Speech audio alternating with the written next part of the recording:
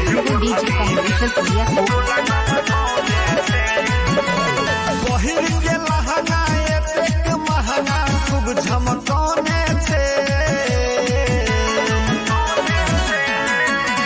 पहिर के लहंगा एतेक महंगा खूब झमकौने छे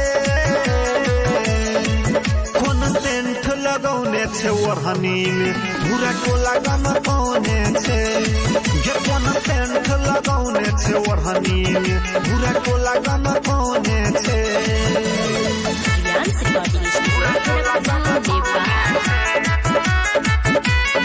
अभी आप सुन रहे हो डीजे कमलेश्वर पुरिया को।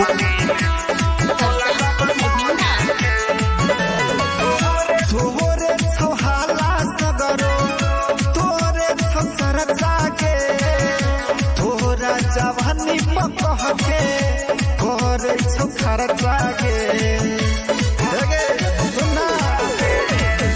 तोरे छहाला सगरो तोरे छसर जागे तोरा जवानी पकह के करे छौ खर्चा के सनो पाउडर क्रीम लगा के मुँह चमकौने छे गे सनो पाउडर क्रीम लगा के मुँह चमकौने छे कोन सेंट लगौने छे ओढ़नी में भूरा कोला गमकौने छे गे कोन सेंट लगौने छे ओढ़नी में भूरा कोला गमकौने छे।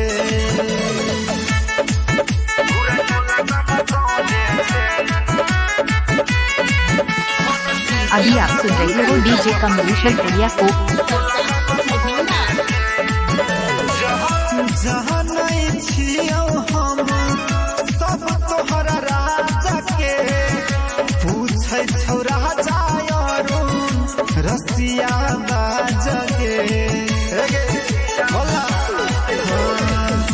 जहाँ नहीं छियौ हम सब तोहरा राजा के पूछै छौ राजा अरुण रसिया बाज गे निक बात कहै छौ पप्पू तू लौटे समझौने छे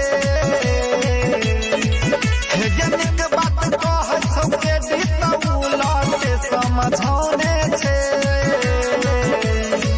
कोन सेंट लगौने छे ओढ़नी में भूरा कोला गमकौने छे गे कोन सेंट लगौने छे ओढ़नी में भूरा कोला गमकौने छे।